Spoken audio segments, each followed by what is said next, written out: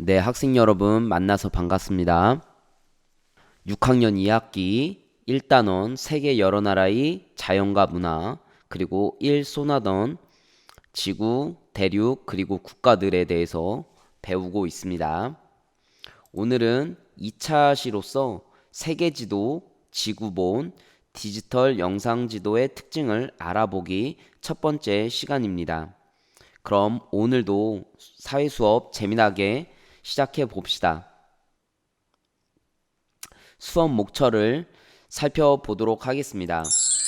첫 번째, 김찬삼의 세계 일주 이야기. 두 번째, 세계 지도에 대해서 알기.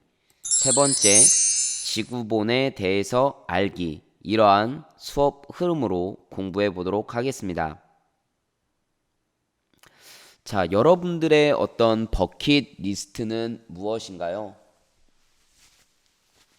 여기서 버킷 리스트라는 것은 죽음을 앞둔 사람이 죽기 전에 꼭 해야 할 일이나 하고 싶은 일들에 대한 목록이라고 할 수 있습니다. 물론 여기서는 죽음을 앞둔 사람이라고 했지만 죽기 전에 여러분들이 꼭 해야 할 일이나 하고 싶은 일들에 대한 어떤 목록이라고 생각하면 되겠습니다. 선생님은 개인적으로 검도라는 운동을 하고 싶어요. 그리고 패러글라이딩, 그리고 하늘에서 뛰어내리는 낙하산, 이런 것들을 죽기 전에 꼭 한번 해보고 싶습니다.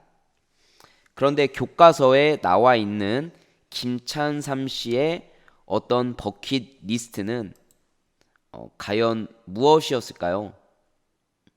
바로 교과서 10쪽에 나와 있듯이 세계 일주였다고 합니다. 그러면 김참삼 씨의 어떤 버킷 리스트였던 세계 일주 이야기 한번 들어보도록 하겠습니다.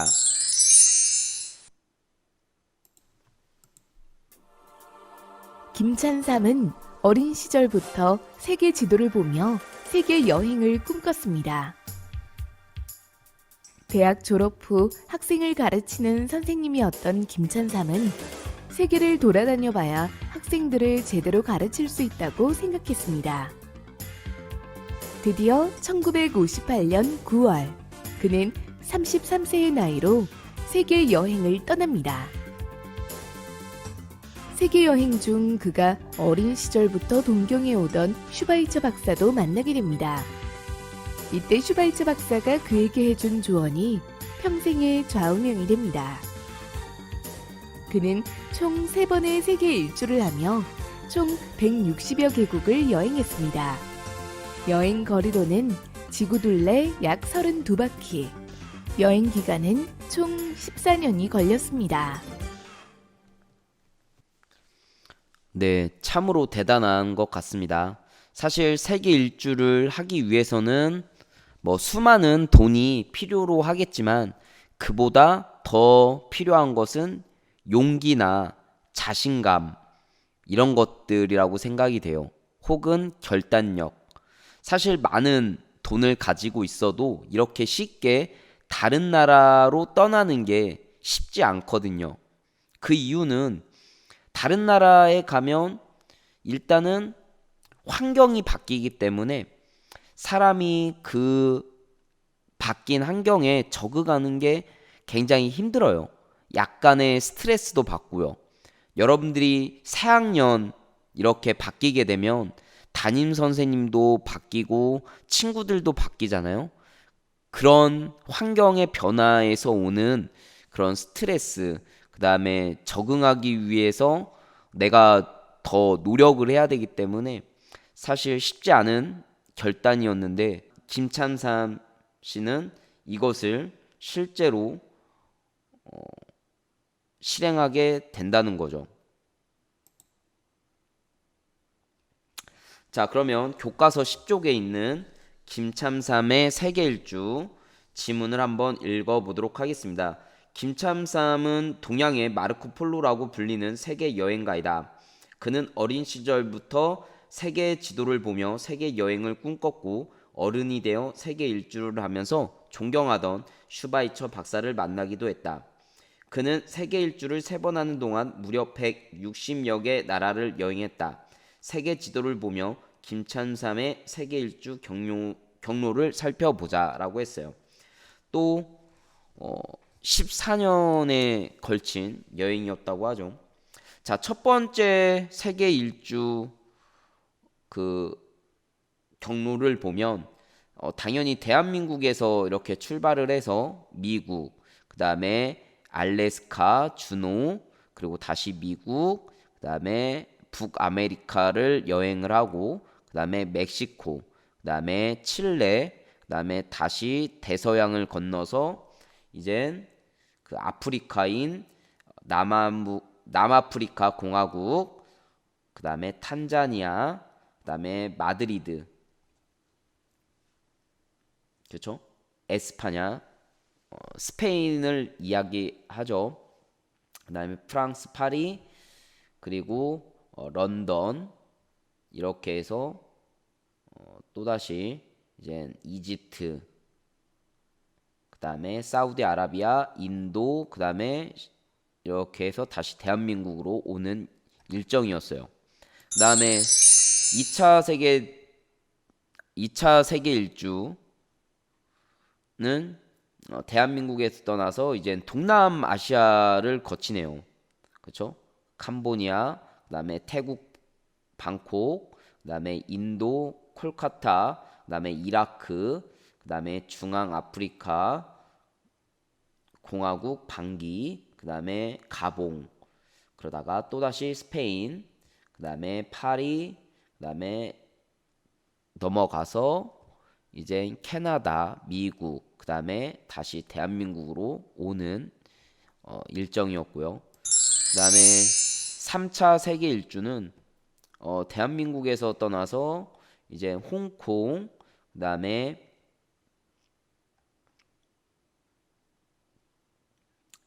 필리핀, 그 다음에 방콕, 그 다음에 싱가포르, 그 다음에 오스트레일리아, 그 다음에 뉴질랜드, 그 다음에 뉴질랜드 옆에 있는 뭐 피지, 사모아라는 작은 섬들, 그 다음에 자메이카, 그 다음에 미국, 캐나다, 몬트리올, 그 다음에 쭉 해서 또다시 파리, 그 다음에 남아프리카 공화국 이런 데 갔다가 다시 캄보디아, 그 다음에 일본, 그리고 다시 대한민국으로 돌아오는 그러한 일주였습니다.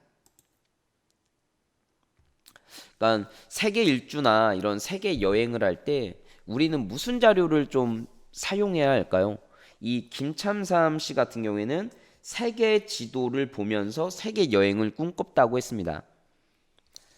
그러면 우리는 무슨 자료를 사용해야 할지 한번 관련된 동영상을 살펴보도록 하겠습니다. 이번 가족여행은 첫 해외여행이니까 여행지를 함께 정해볼까? 좋아요. 누나는 어느 나라로 여행을 가고 싶어? 일단 여러 나라들이 어디에 있는지 알아봐야 할 것 같은데? 그게 좋겠다.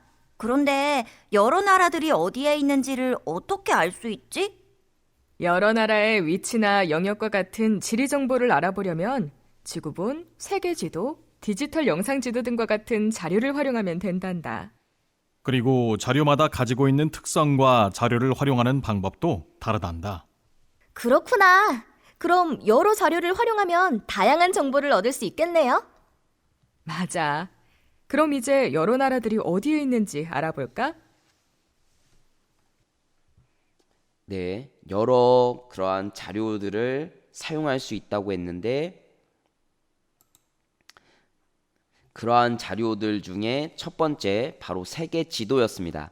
이 세계 지도는 김참삼 씨도 이 세계 지도를 이용을 한 거죠. 자, 세계 지도는 둥근 지구를 평면으로 나타낸 것입니다. 즉 세계 지도를 활용하면 세계 여러 나라의 위치와 영역을 한눈에 살펴볼 수 있는 장점이 있는데 이 세계 지도는 둥근 지구를 평면으로 나타낸 것이기 때문에 실제 모습과는 다르다는 점이 있습니다. 특히 북극해나 남극해의 면적이 굉장히 커 보인다는, 넓어 보인다는 그러한 단점을 가지고 있죠. 자, 그래서 세계 지도 그 교과서 11쪽에 보면 이제 빈칸이 나와 있습니다. 자, 우리는 그 세로 경자를 써서 세로선을 우리는 경선이라고 합니다. 그리고 가로로 나오는 그런 선이 있는데 이거는 가로 위자를 써서 위선이라고 부르고 있습니다. 그리고 이 본초 좌우선이라고 하는 부분이 있는데 상당히 좀 단어가 어렵죠. 이 본초 좌우선은 조금 있다가도 선생님이 그 단어 뜻을 써놨지만 지구의 경도를 결정하는데 기준이 되는 선으로 영국의 그리니치 천문대를 지나는 선을 본초 좌우선으로 기준을 정했습니다. 그리고 지구의 자전축에 대해 직각으로 지구의 중심을 지나도록 자른 평면과 지표면이 만나는 선을 우리는 적도라고 하고 있습니다. 자, 그래서 선생님이 지금 설명을 방금 전에 했죠. 그래서 이 적도 단어와 본초 좌우선 단어 뜻을 분명히 알고 있어야 되겠습니다. 자, 그러면 세계 지도와 관련된 동영상을 살펴보도록 하겠습니다. 세계 지도와 지구본에는 위치를 쉽게 나타내기 위해 위선과 경선이 그려져 있습니다. 위선과 경선에는 숫자가 쓰여 있는데 이를 위도와 경도라고 합니다. 적도를 기준으로 북쪽의 위도를 북위, 남쪽의 위도를 남위라고 하며 본초 좌우선을 기준으로 동쪽으로 180도까지의 경도를 동경, 서쪽으로 180도까지의 경도를 서경이라고 합니다.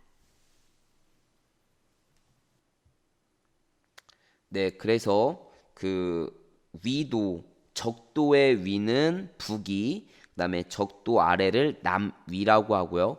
본초 좌우선을 기준으로 동쪽에 있으면 동경, 그다음에 서쪽에 있으면 서경이라고 한다고 하는 것을 동영상에서 볼 수 있었습니다.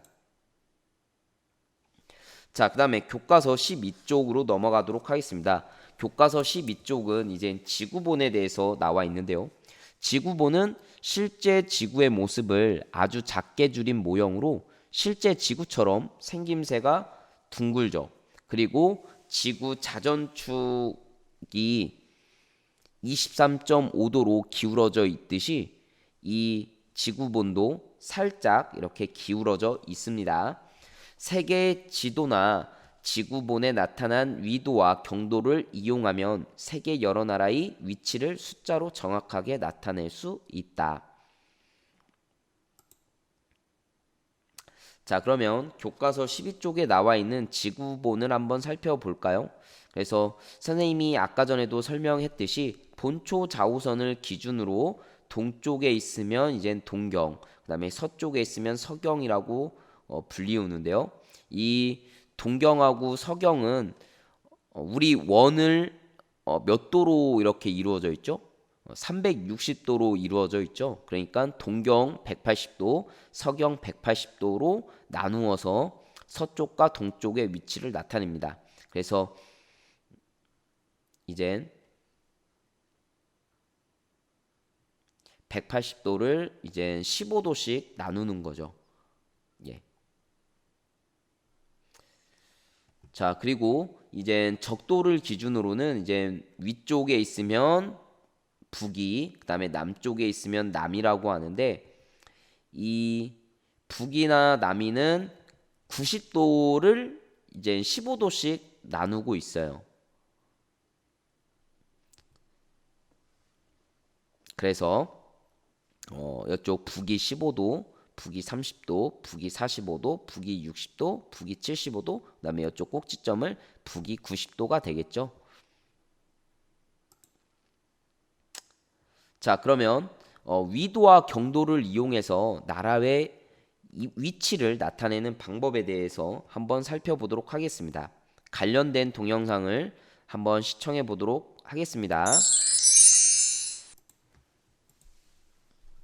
위도와 경도를 이용해 나라의 위치를 나타내는 방법을 알아봅시다. 리비아를 예로 들어 봅시다. 우선 리비아의 동, 서, 남, 북 끝지점을 찾습니다.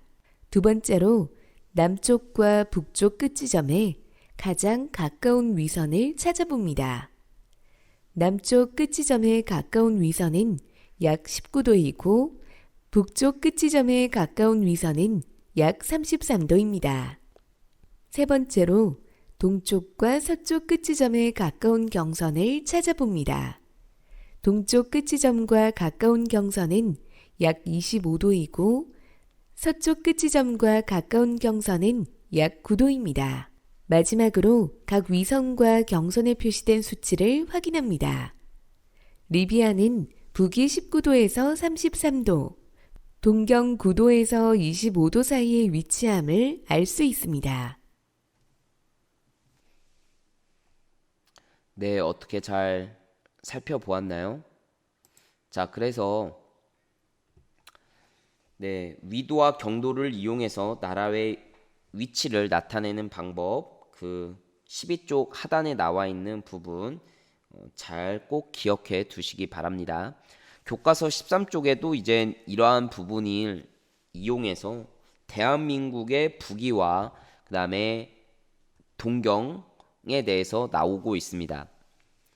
자, 이제 먼저 동서남북의 끝을 봐야 되겠죠. 동, 서, 남, 북의 끝을 이렇게 찾고요. 그 다음에 남쪽과 북쪽에서 가까운 그 위선을 찾는 거죠. 그래서 북위 33도에서 북위 43도 사이에 위치해 있고, 그 다음에 동쪽과 서쪽의 경선을 찾는 거죠. 그래서 132도, 그 다음에 이쪽은 서쪽은 124도니까 124도에서 132도 사이에 있다. 근데 우리나라는 본초 좌우선을 기준으로 동쪽에 있기 때문에 동경 124도에서 132도 사이에 있다고 할 수 있습니다.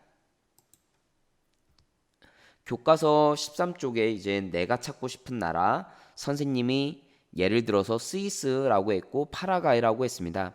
여러분들이 직접 세계 지도나 지구본을 이용해서 이 위도와 경도를 찾아보시기 바랍니다. 자, 오늘은 다른 나라의 위치와 영역이 궁금할 때 세계 지도와 지구본으로 다른 나라의 위치를 나타내는 방법에 대해서 살펴보았습니다. 다음 시간에는 디지털 영상 지도에 대해서 알아보고 각 자료의 특징에 대해서 한번 비교해 보도록 하겠습니다. 그러면 오늘도 시청해 주셔서 감사하고 항상 행복하고 즐거운 하루 보내시기 바랍니다. 다음 시간에 만나요. 안녕.